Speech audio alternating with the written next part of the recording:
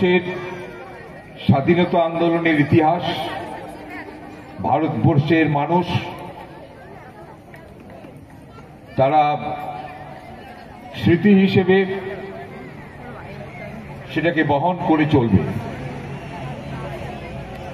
এবং একটা ভয়ঙ্কর একটা বর্বরতার ইতিহাস 1757 23শে জানুয়ারি পলাশীর প্রান্তরে ভারতবর্ষের উদিত সূর্য সেদিন অস্তমিত হয়েছিল। ব্রিটিশ বণিক আমাদের দেশে যে রাজদণ্ডে পরিণত হবে আমাদের দেশের মানুষ সারা বিশ্বের মানুষকে উপলব্ধি করতে পারেনি। সময় যত এগিয়েছে তাদের